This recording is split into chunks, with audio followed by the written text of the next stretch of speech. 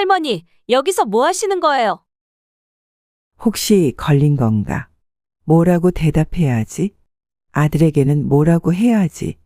오만 가지 생각이 머릿속을 뒤집어 놓았습니다.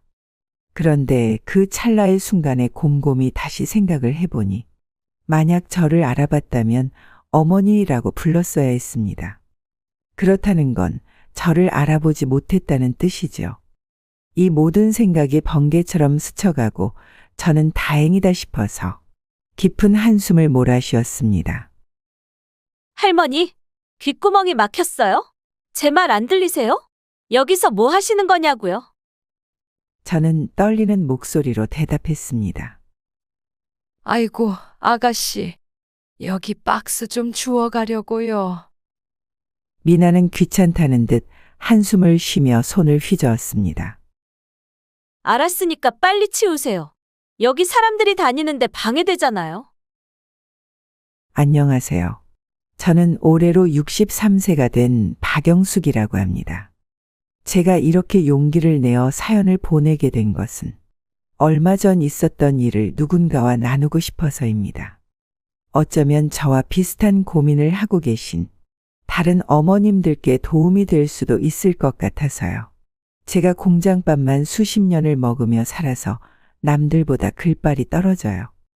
그래서 말이 좀 두서가 없지만서도 최근에 제가 겪은 이 기가 막힌 이야기를 말씀드리면 저의 친한 거래처 사장님들이 박장대소하시면서 TV에서 나오는 사랑과 전쟁보다 더 기가 막히고 재밌다고들 해주셨기 때문에 그래도 한번 들어보시면 재미가 없지는 않으실 거라고 확신합니다. 세상 모든 부모가 그렇듯 저도 제 아들 준혁이의 결혼은 늘 신경 쓰이는 부분이었습니다.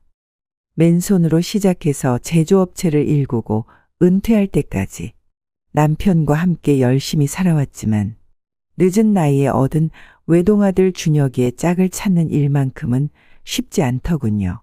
지금이야 이렇게 남들보다 조금은 여유로운 생활을 하고 살 수 있지만 저희 부부의 시작은 정말 초라했습니다. 손끝이 늘 부르터서 마데카소를 바르지 않고서는 통 잠에 들지 못하는 나날들이었어요. 제가 25, 남편이 27이던 1986년 저희는 친구의 소개로 만났습니다. 당시 저는 봉제 공장에서 일하는 평범한 노동자였고 남편은 작은 철물점에서 일하고 있었죠. 영숙 씨, 지금은 보잘것없지만 열심히 살아보려고요. 저랑 평생 함께 하시겠습니까? 허름한 다방에서 남편이 떨리는 목소리로 저에게 청혼했던 그날이 아직도 생생합니다. 돈도 빽도 없었지만 남편의 성실함과 진심이 느껴져 흔쾌히 결혼을 결심했죠. 시작은 월세 단칸방이었어요. 저는 봉제 공장을 다니면서 틈틈이 야간 학교에서 경영을 배웠고 제 남편은 퇴근 후에도 일과 관련된 자재 공부를 게을리하지 않았습니다. 단칸방에서 생활하며 저희 부부가 결혼한 지 3년째 되던 해 드디어 기회가 찾아왔어요. 제가 다니던 공장 사장님께서 사업을 접으신다는 거예요. 저희는 전 재산과 은행 대출을 끌어모아 겨우겨우 그 작은 공장을 인수할 수 있었습니다. 고작 기계 5대로 시작한 자그마한 공장이었죠. 여보, 우리가 할 수 있을까요? 당신이랑 나랑 같이 하면 못할 게 뭐가 있겠어? 솔직히 지금 생각하면 어떻게 그런 담대한 결정을 할 수 있었을까 기가 찰 노릇입니다. 오히려 제 생각에는 정말 아무것도 몰랐기에 오히려 더 그런 선택을 할 수 있었다고 생각해요. 앞으로 자신들이 겪을 일에 대해서 과연 미래를 내다보았다면 그때도 그런 선택을 척척 해낼 수 있었을까요? 지금 와서 돌이켜보면 아마 못하지 싶어요. 남편의 철물점 경험과 제가 배운 경영 지식을 합쳐 산업용 자재를 생산하기 시작했어요. 낮에는 공장을 돌리고 밤에는 장부를 정리하고 거래처를 찾아다녔죠. 무척이나 벅차고 힘들었지만 서로를 믿고 의지하며 한 걸음씩 나아갔습니다. 젊었을 적에는 고생도 사서 한다고들 많이 하잖아요. 사업은 힘들더라도 어떻게든 굴러갔지만 제 삶의 문제는 거기에 있지 않았어요.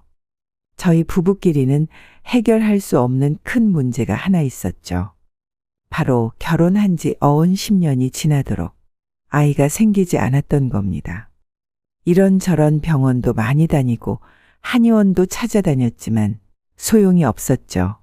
심지어는 용하다는 무당집, 점집도 자주 다녀봤지만 다들 헛소리만 하고 복채만 받아갔지 아무런 성과가 없었어요.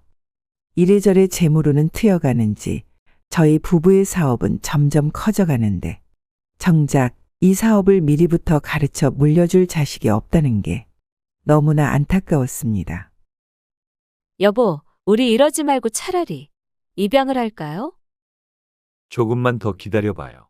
분명 우리에게도 기회가 올 거예요. 그리고 마침내 희망의 끈을 놓지 않고 꾸준히 노력한 끝에 결국 결혼 12년 만에 정말 꿈만 같은 그 순간이 찾아왔습니다. 저희 아들 준혁이가 저희 부부에게 찾아온 것이었어요. 40이 다 되어 늦은 나이에 얻은 아들이라 더욱 소중했죠. 그때는 이미 저희 공장이 꽤 큰 규모로 성장한 때였어요. 아무리 공장이 커지고 사업이 잘 돼도 늦은 나이에 얻은 외아들이니만큼 준혁이는 저희 부부의 전부였습니다. 여보, 우리 준혁이는 우리처럼 고생시키고 싶지 않아요. 그래요. 하고 싶은 공부 실컷 하게 해주자고요. 아들은 어릴 때부터 똑똑했어요. 공부도 잘했지만 특히 정의감이 강했죠. 중학생 때 친구가 따돌림 당하는 걸 보고 많은 친구들 앞에서 왕따 주동자 친구에게 당당히 잘못을 지적하더군요. 그만, 친구를 괴롭히면 안 돼. 괴롭히지 마. 각자 잘난 점이 있고 못난 점이 있는 거지. 이렇게 왕따를 시킨다고 네가 더 우월해지거나 잘나지는 게 아니야. 오히려 내가 보기에는 너가 정말 못된 친구고 못난 친구로 보이거든. 그러니까 친구를 괴롭하는 건 그만둬. 그런 아들을 보며 이 아이는 법조인이나 경찰같이 어려운 처지에 있는 사람을 도와주는 일이 천직이겠구나 싶었습니다. 공부의 재능은 엉덩이 붙이고 오래 앉아 있을 수 있는 게 재능이라고들 하죠. 저희 아들은 그런 면에서는 나름 재능이 있었던 모양입니다. 본인도 공부를 곧잘 좋아하고 뭔가를 배우는 과정에서 아이가 제법 잘 따라오고 흥미있어 하더라고요. 준혁이가 법대에 진학하고 로스쿨까지 졸업했을 때 저희는 사업을 정리할 시기가 왔다고 판단했어요. 남편의 허리도 많이 안 좋아졌고 아들에게 회사를 물려주고 싶었지만 아이는 이미 자기만의 길을 선택한 뒤였으니까요. 다행히 대기업에서 좋은 조건으로 인수 제안이 들어왔고 30년 넘게 운영하던 회사를 나름 적당한 선에서 값어치를 인정받고 정리했습니다. 그래도 100억대 규모의 거래였기 때문에 이런저런 세금 문제를 해결하고자 온갖 상담을 다 받고 자산 운용사와 함께 노후 설계에 유리한 방향으로 잘 정리해서 처리했어요. 이제는 마음 놓고 죽을 때까지 여유롭게 살 수 있는 형편이 되었지만 저의 복은 여기까지였을까요? 아들의 결혼만큼은 제 마음대로 되지 않아 늘 걱정이었습니다. 준혁아, 너도 이제 32인데 선 한번 보지 않으련? 어머니, 제가 알아서 할게요. 지금은 경력 쌓는 게 먼저예요. 로펌에서 변호사로 일하는 아들은 늘 이런 식으로 결혼 얘기를 피했습니다. 그러다 2달 전, 저희 아들 준혁이가 갑자기 저희 부부를 찾아왔어요. 어머니, 아버지, 제가 소개시켜드리고 싶은 사람이 있어요. 어머, 정말? 어떤 분이신데? 쇼핑몰 운영하면서 자기 사업하는 분이에요. 이번 주말에 시간 괜찮으세요? 아니 세상에 살면서 공부밖에 몰랐던 아들이 처음으로 여자를 소개시켜 준다고 하니 전혀 기대도 않던 저희 부부는 그저 난리가 났죠.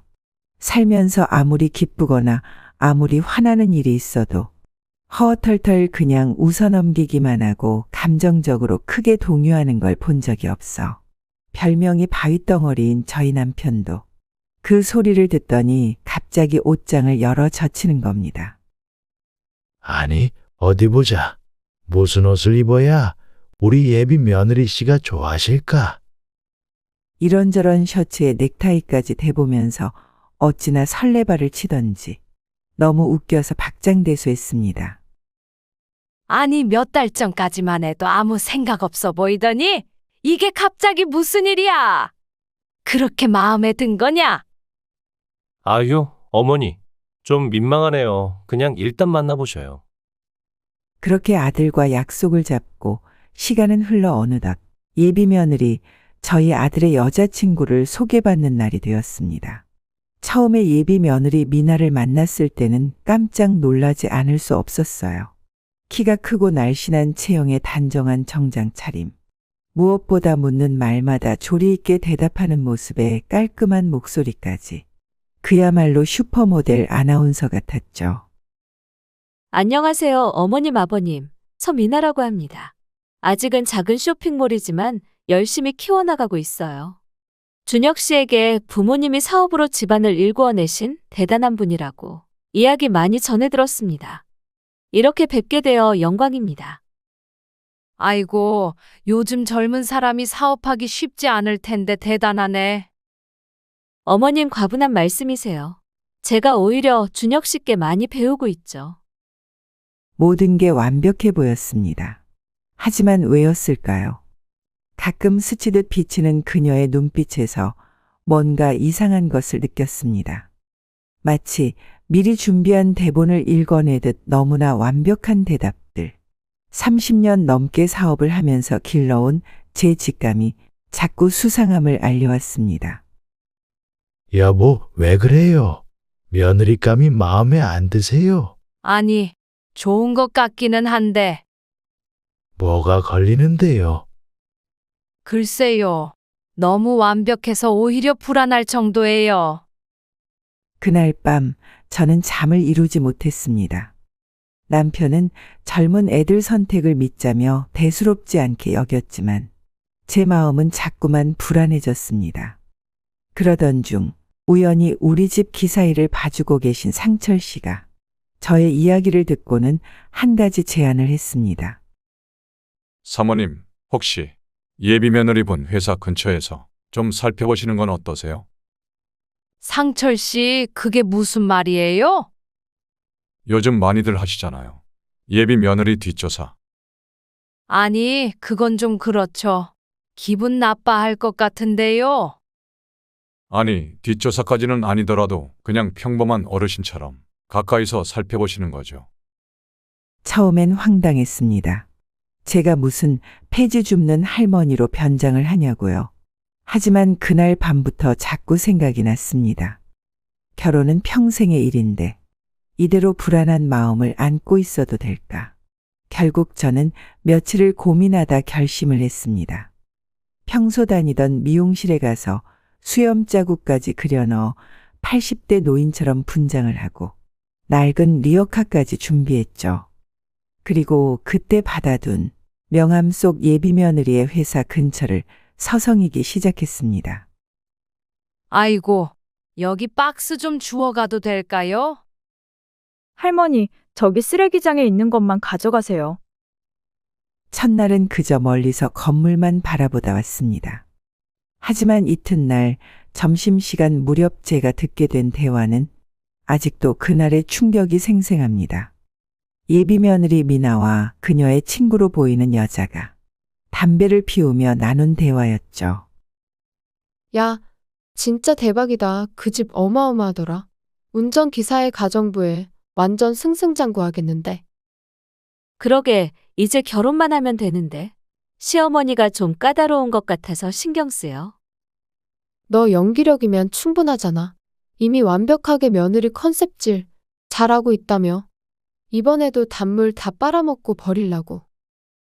어머, 얘 말 조심해. 빨아먹고 버리기는. 오히려 준혁 오빠가 날 한참이나 물고 빨고. 어머, 이 오빠도 호랑이야, 호랑이. 자기 얘기하자마자 전화한 거 봐. 네, 여보세요?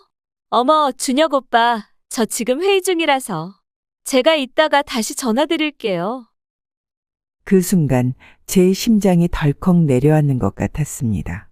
분명 예비 며느리 동료가 했던 그 말이 잊혀지지 않았습니다. 저희 집을 빨아먹다니요. 그리고 담배를 뻑뻑 마저 피더니 가래침을 컥 퇴타고 뱉고는 그대로 바닥에 꽁초를 버리고 예비 며느리는 홀연히 건물 안으로 들어가 버렸습니다. 너무도 충격적이어서 몇 분은 그 자리에 서 있었던 것 같아요.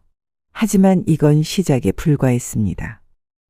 시간이 날 때마다 저는 변장을 하고 다시 예비 며느리의 회사 근처로 갔습니다.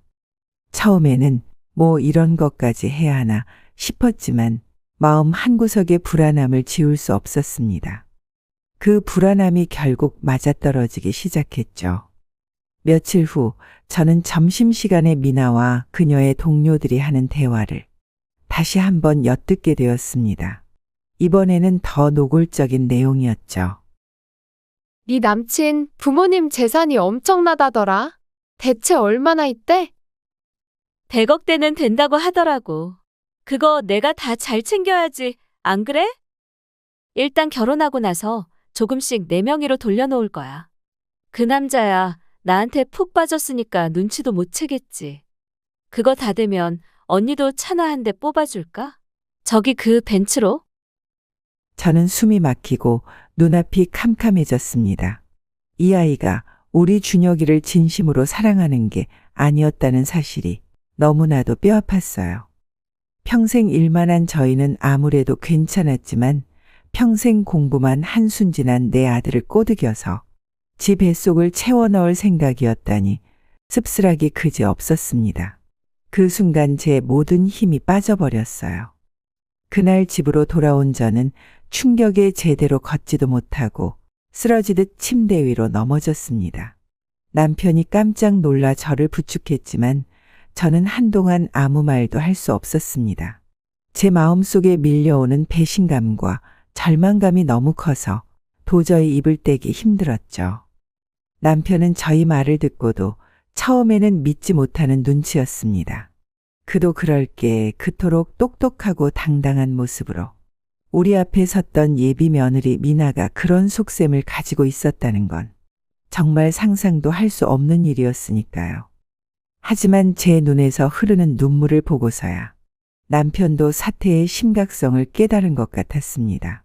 그날 이후 저는 병이 난 사람처럼 며칠 동안 누워 있었습니다. 아무리 생각해도 도저히 믿기지 않았고 우리 아들이 이런 여자와 결혼하게 둘 수는 없다는 생각이 머릿속을 떠나지 않았습니다. 어떻게 해야 할까? 준혁이에게 이 사실을 어떻게 전해야 할까? 제 마음이 온통 혼란스러웠습니다. 만약에 여러분께서 저와 같은 상황에 처하셨다면 여러분은 어떻게 하실 건가요? 그냥 일단 어떤 생각을 하기 전에 당장이라도 예비 며느리 머리채를 잡고 흔들어 버릴 거라는 이야기도 들었었지만 이런 식으로 여자에게 혹은 이성에게 크게 상처를 받고 그 트라우마로 충격이 잊혀지지 않아서 평생을 혼자서 독신으로 독수 공방하고 살다가 혼자 늙어 죽는 사람들이 많다고 합니다. 저는 제 아들이 그렇게 홀로 독거노인처럼 지내기를 원치 않았어요. 그래도 단란하게 지짝을 하나 챙겨서 살기를 바랬습니다. 그래서 아들이 상처를 받지 않는 선에서 제가 어떻게든 그 못된 예비 며느리를 혼내주고 싶었습니다. 그런데 통방법이 떠오르지를 않는 거예요. 그러던 어느 날 남편이 저를 보며 말했습니다. 여보, 우리가 이렇게 누워만 있을 수는 없잖아. 준혁이를 위해서라도 이 문제를 해결해야지. 당신이 힘을 내야 우리 가정을 지킬 수 있어. 남편의 말에 저는 겨우 마음을 다잡기 시작했습니다. 그래, 이렇게 누워만 있을 수는 없지. 우리 아들을 지켜야지. 그렇게 저는 다시 일어섰습니다. 다시 일어나기로 결심한 후 저는 남편과 상의하여 예비 며느리의 추태를 더 깊이 파헤쳐 이 상황을 헤쳐 나가기로 했습니다. 단순히 엿듣기만 하는 것이 아니라 직접 예비 며느리와 접촉해 그녀의 진심을 확인할 수 있는 기회를 만들자고 생각했죠. 그리고 이번에는 남편도 함께 하기로 했습니다. 남편은 저희 결심에 놀라면서도 도와주겠다고 했습니다. 둘이 함께라면 더 큰 힘이 될 것 같았어요. 며칠 뒤 저는 다시 80대 노인으로 변장하고 남편은 제 뒤에서 조금 떨어진 거리에서 저를 지켜보기로 했습니다. 남편도 폐지를 줍는 할아버지로 분장했어요. 우리가 둘 다 변장을 하고 서 있는 모습을 거울로 보며 어찌나 웃음이 나던지 순간 우리 부부가 정말 이렇게까지 해야 하나 싶기도 했습니다. 하지만 아들을 지키기 위해서는 무엇이든 해야 한다는 생각에 마음을 굳게 먹었습니다. 그날 아침 저는 미나의 쇼핑몰 건물 앞에서 다시 리어카를 끌고 있었고 남편은 조금 떨어진 곳에서 신문을 뒤적이는 척하고 있었습니다. 그때 미나가 건물에서 나오는 것을 보았습니다. 그녀는 전화 통화를 하고 있었고 누군가에게 매우 화난 듯한 말투로 이야기를 하고 있었습니다. 내가 그걸 왜 신경 써야 해? 그 사람들은 그냥 돈줄이야. 알겠어? 저는 마음속이 떨리기 시작했습니다. 더 가까이 다가가고 싶었지만 너무 노골적이면 들킬 것 같아 조심스럽게 움직였습니다. 그런데 그 순간 미나가 전화를 끊고 제 쪽으로 걸어오더군요. 제 심장이 두근두근 뛰기 시작했습니다. 마치 그녀가 제 정체를 알아차릴 것만 같았습니다. 미나는 저를 보더니 인상을 찌푸리며 말을 걸었습니다. 할머니, 여기서 뭐 하시는 거예요? 혹시 걸린 건가? 뭐라고 대답해야 하지? 아들에게는 뭐라고 해야 하지? 오만 가지 생각이 머릿속을 뒤집어 놓았습니다. 그런데 그 찰나의 순간에 곰곰이 다시 생각을 해보니 만약 저를 알아봤다면 어머니라고 불렀어야 했습니다. 그렇다는 건 저를 알아보지 못했다는 뜻이죠. 이 모든 생각이 번개처럼 스쳐가고 저는 다행이다 싶어서 깊은 한숨을 몰아쉬었습니다. 할머니, 귓구멍이 막혔어요? 제 말 안 들리세요? 여기서 뭐 하시는 거냐고요? 저는 떨리는 목소리로 대답했습니다. 아이고, 아가씨, 여기 박스 좀 주워가려고요. 미나는 귀찮다는 듯 한숨을 쉬며 손을 휘저었습니다. 알았으니까 빨리 치우세요. 여기 사람들이 다니는데 방해되잖아요. 그녀의 차가운 말투에 저는 순간 말을 잃었습니다. 그리고 그때 남편이 리어카를 끌고 제 쪽으로 다가왔습니다. 남편은 일부러 큰 소리로 말을 걸었습니다. 아이고, 여기서 뭐 하고 있는 거요? 이쪽으로 와요. 같이 갑시다. 남편의 등장에 미나는 저희 둘을 번갈아 보며 다시 한번 인상을 찌푸렸습니다. 뭐야, 둘이 같이 다니는 거야? 끼리끼리 라더만 저 나이 먹고 저렇게 살고 싶나? 비참하고 더러워 죽겠네. 별사람 다 보겠어, 정말. 말을 꼭 저렇게 칼날을 씹은 것 마냥 날카롭고 성기게 해야 할까요? 이해가 되지 않을 정도로 말주변이 천박하고 너무 상처가 되는 말만 골라서 하는 재주를 가진 예비 며느리를 보면서 저는 혀를 내두를 수밖에 없었습니다. 저희는 일부러 미나 앞에서 더 오래 머물며 그녀의 반응을 살폈습니다. 미나는 끝내 저희를 무시하고 다른 방향으로 걸어가더군요. 남편과 저는 그런 미나의 뒷모습을 바라보며 그녀가 준혁이 앞에서 보였던 모습이 얼마나 가식적이었는지 다시 한번 확신하게 되었습니다. 그리고 그날 오후 우리는 또 다른 결정을 내리게 되었죠. 바로 미나가 일하는 쇼핑몰의 직원들과 접촉해 보기로 한 것입니다. 그녀의 동료들은 그녀에 대해 더 많은 것을 알고 있을 것이 분명했기 때문이죠. 저희는 계획을 짜서 남편이 먼저 접근해 보기로 했습니다. 남편은 건물 근처에서 일하는 노인인 척하며 직원들에게 다가가 말을 걸었습니다. 아가씨들, 여기서 일하는 서미나라는 아가씨 아세요? 아주 착하고 똑똑한 아가씨라던데. 그러자 직원들은 얼굴을 찌푸리며 서로를 쳐다보더니 한 직원이 웃음을 터뜨리며 말했습니다. 섬이나요? 그 조그만 사무실 여대표요? 착하긴요. 그 사람 성질 더러운 거 모르는 사람 없어요. 코딱지만한 옷가게 인터넷으로 옷 파는 것 같던데 꼴의 대표라고 얼마나 꼴값을 떨면서 예민하게 굴고 짜증을 내는지 겉으로는 다른 대표님들이나 돈 많은 사람들한테만 엄청 친절한 척하고 뒤에서는 얼마나 못됐는데요. 심지어 본인이 굽신거린 사람들 뒷담화를 하고 다니거든요.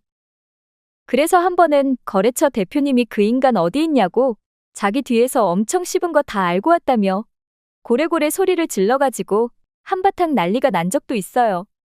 심지어 말투는 얼마나 짜증나게 욕을 잘하는지 그 인간이랑 대화 몇 번만 나눠봐도 속에서 천불이 올라오는 게 어우, 말도 마세요. 이미 저희 중 몇 명은 그 여자 때문에 여기 일 그만두려고 마음먹고 있어요.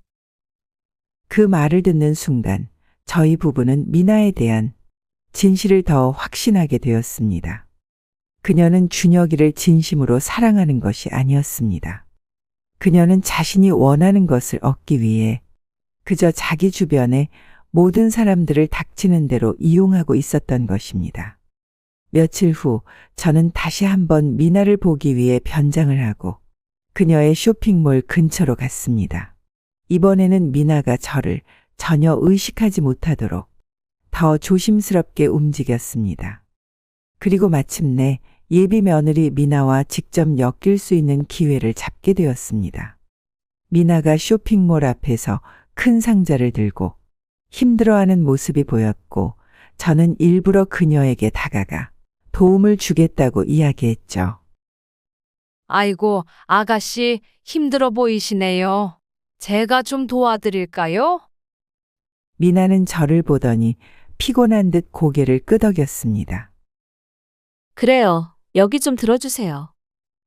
저는 상자를 들고 그녀를 따라갔습니다. 그리고 걸어가면서 일부러 그녀와 대화를 시도했습니다. 아가씨 참 착하시네요. 이런 무거운 걸 다 드시고.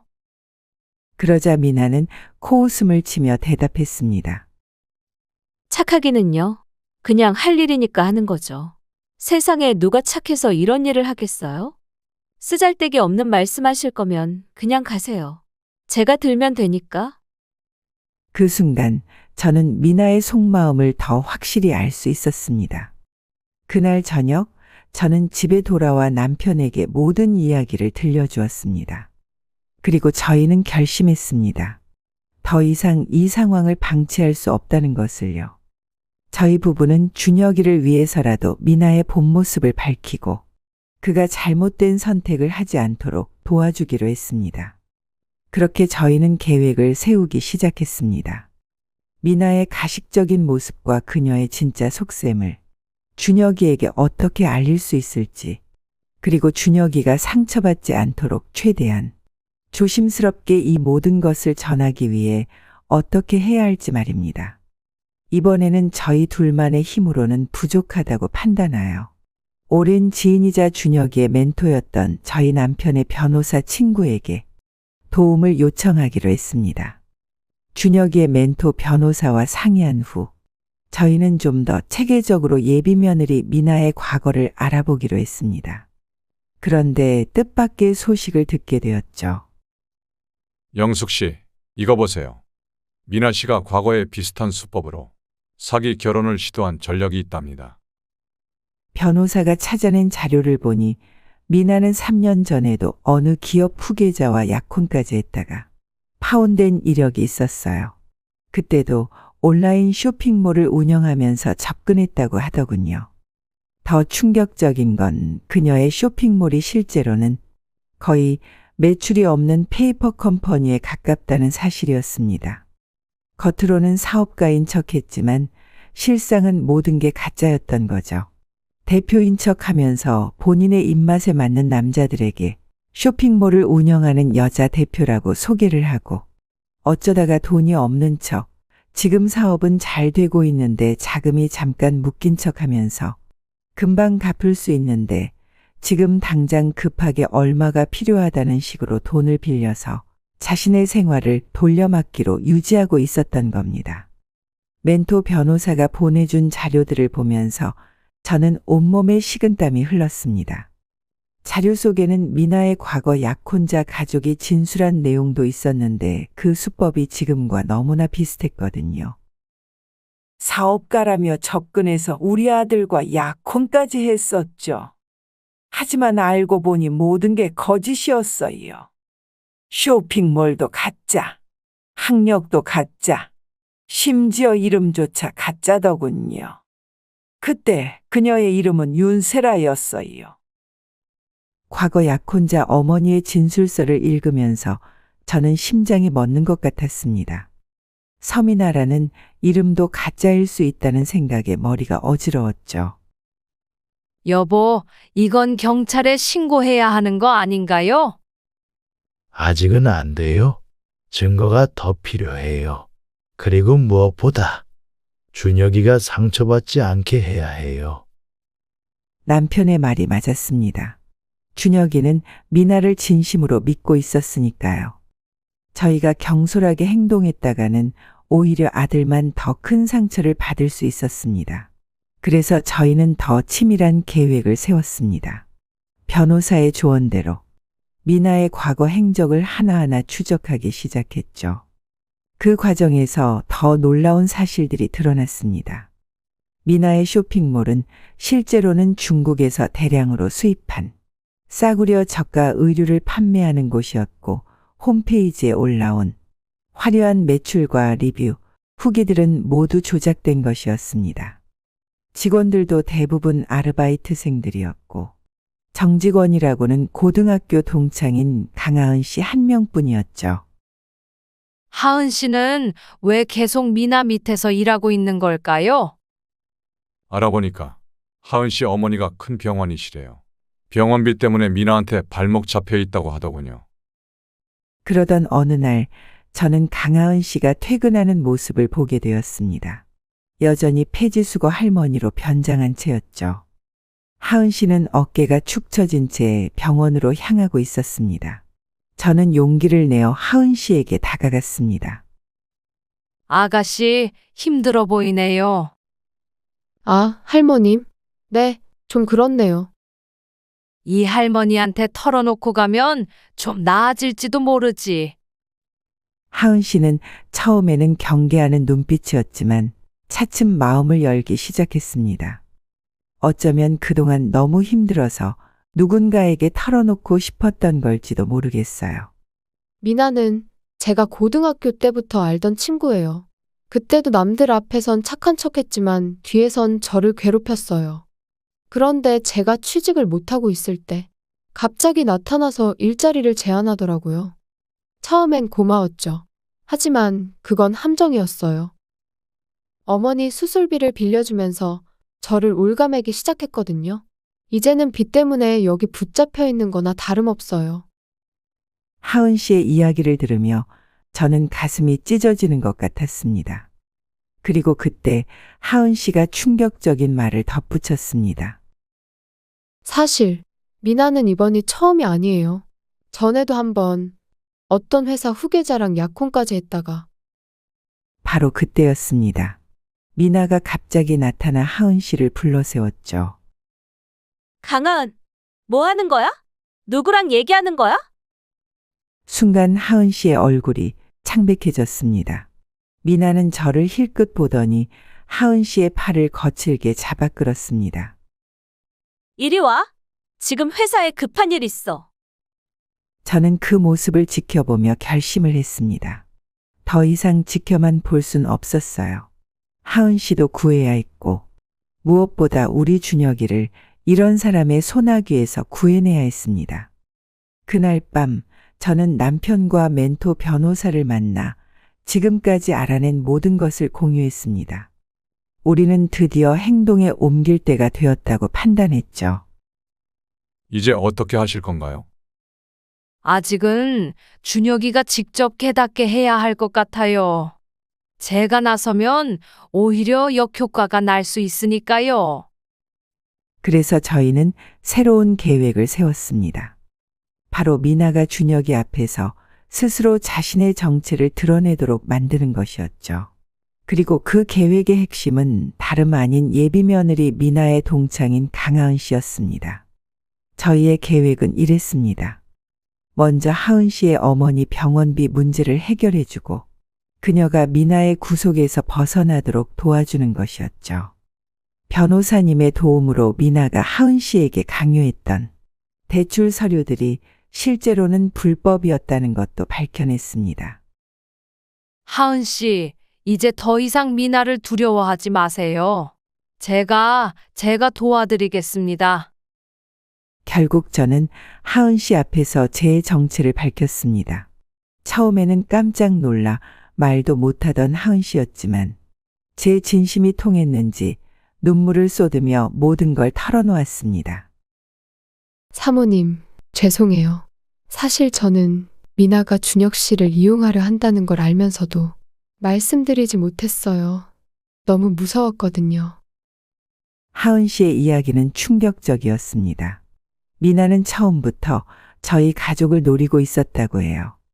심지어 준혁이의 정보가 담긴 서류를 보고 사무실로 들어오며 이번에는 진짜 대박이야. 이거 한 방이면 진짜 이 지긋지긋한 남자 갈아타기 안 해도 된다니까. 라고 말하며 좋아했다고 합니다. 준혁 씨는 정말 좋은 분이에요. 이런 미나를 만나면 안 돼요. 제가 도울게요. 하은 씨의 도움으로 저희는 더 구체적인 증거들을 확보할 수 있었습니다.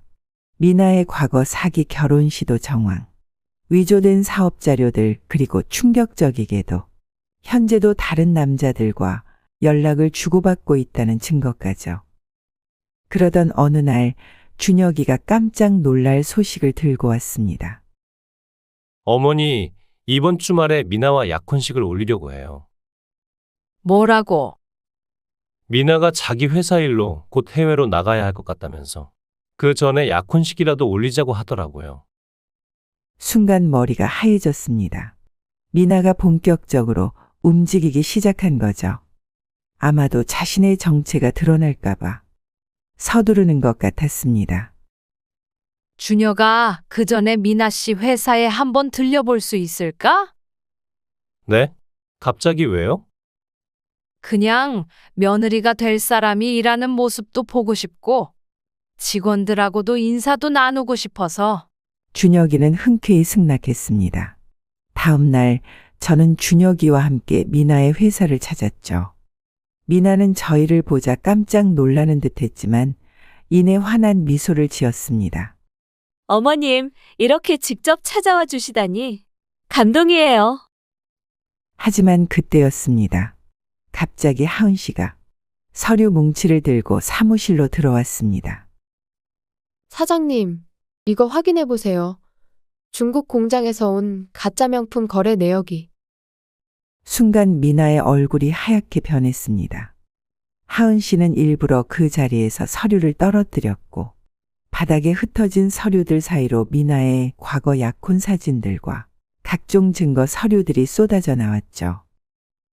이건 준혁이가 천천히 그 서류들을 주워들었습니다. 미나는 당황한 듯 서류를 빼앗으려 했지만 이미 늦었죠. 윤세라, 이게 무슨 의미예요? 이 사진들은 또 뭐고? 그제서야 저는 입을 열었습니다. 이제 모든 걸 설명해 주시겠어요? 미나 씨. 아니, 윤세라 씨? 순간 사무실 안에는 숨막히는 침묵이 감돌았습니다. 미나, 아니, 세라의 얼굴이 점점 일그러지기 시작했어요. 어머니, 이런 식으로 나오시겠다는 건가요? 그때까지도 그녀는 태연한 척 하려 했지만 목소리가 떨리고 있었습니다. 분명 겁을 먹었다거나 큰 충격을 받은 것이겠죠. 준혁이는 바닥에 흩어진 서류들을 하나하나 읽어내려가기 시작했습니다. 3년 전 유명 그룹 후계자와의 약혼 사진, 사기 결혼 미수 고소장, 가짜 명품 거래 내역서. 이게 다 무슨 말이에요? 준혁이의 목소리가 점점 높아졌습니다. 하지만 더 큰 충격은 그 뒤에 있었어요. 미나, 아니, 세라 씨. 어제 오후에 또 다른 남자와 만나신 것도 설명해 주시겠어요? 제가 슬며시 준혁이에게 건넨 사진을 보자 세라의 얼굴이 순식간에 하얗게 변했습니다. 그제서야 그녀의 가면이 벗겨지기 시작했어요. 하, 이제 와서 그런 걸로 날 협박하시겠다는 거예요? 그동안 할머니로 변장하고 날 미행하신 것도 모를 줄 아세요? 세라가 돌변하자 준혁이가 저를 바라봤습니다. 어머니, 정말인가요? 그래, 미안하구나, 준혁아. 하지만 엄마는 네가 이런 사람한테 속는 걸 볼 수가 없었어. 그때였습니다. 갑자기 세라가 미친 사람처럼 웃기 시작했어요. 속았다고요? 하, 그래요. 다 연기였어요. 처음부터 끝까지? 어머님 앞에서 보여준 착한 며느리? 준혁 씨 앞에서의 다정한 여자친구? 전부 다요. 돈 많은 바보 변호사랑 결혼해서 호강하려고 했던 거예요. 미나야, 제발 그만해. 하은 씨가 말리려 했지만 세라는 계속해서 소리를 질렀습니다. 가만 있어. 너도 날 배신한 주제에 착한 척은. 어머님, 이제 어쩌실 건데요? 경찰에 신고하시게요? 해보세요. 그런데 이러고도 준혁 씨가 절 믿어준다면? 그건 어쩌시게요? 세라는 마지막 승부수를 던지듯 준혁이에게 다가갔습니다. 준혁 오빠, 난 정말 오빠를 사랑해요. 이건 다 어머님의 오해라고요. 날 믿어줘요. 눈물을 글썽이며 애원하는 세라를 보며 저는 순간 가슴이 철렁 내려앉았습니다. 우리 아들이 저 눈물 연기에 넘어가면 어쩌나 하는 걱정이 들었거든요. 하지만 제 걱정은 기우였습니다. 이제 그만하시죠. 준혁이의 차가운 목소리가 울렸습니다. 전 변호사입니다. 거짓말쟁이의 연기와 진심 어린 눈물을 구분할 줄 알아요. 지금 당신의 눈물은 너무나도 가식적이네요. 그 순간 세라의 표정이 완전히 일그러졌습니다. 이렇게 나오시겠다는 거죠? 좋아요. 그럼 저도 할 말 있어요. 당신네 어머님이 저한테 한 짓도 가만두지 않을 거예요. 불법 미행이 얼마나 큰 죄인 줄 아세요? 바로 그때였습니다.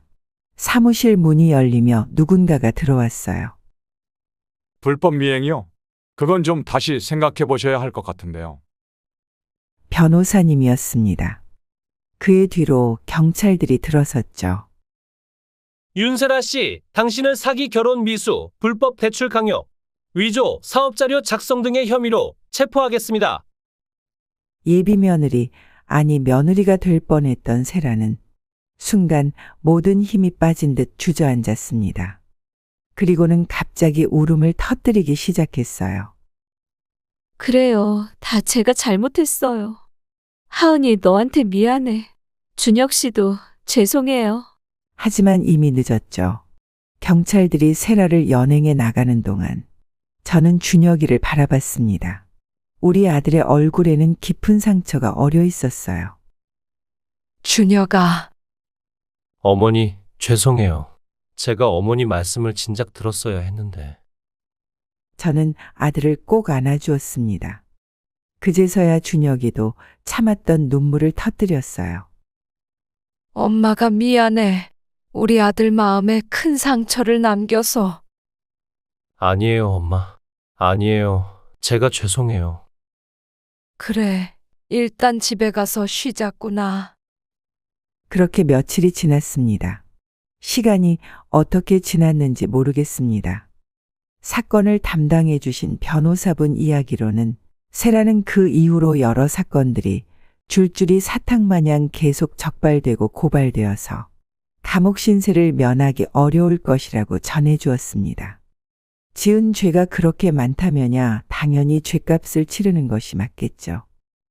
일단은 이렇게 모든 이야기가 일단락된 듯 했습니다만 그날 이후 저희 아들은 회사도 제대로 가지 못하고 휴가를 내고 집에서 한 걸음도 나가지 않고 있습니다. 그나마 밥은 먹긴 먹기에 곡기가 끊기지는 않지만 아들에게 그 어떤 위로를 건네도 아들이 받은 충격을 덜어주지 못할 것 같습니다. 도대체 저는 어떻게 해야 할까요? 어떻게 이런 몹쓸 일을 겪은 아들을 위로해 줄 수 있을까요? 최근 저에게 일어난 이 기가 막히고 코가 막힐 일을 알려드리면서 사연 들으시는 여러분의 의견도 여쭐 겸 이렇게 몇 글자 적어 실버라디오 채널에 보내어 봅니다.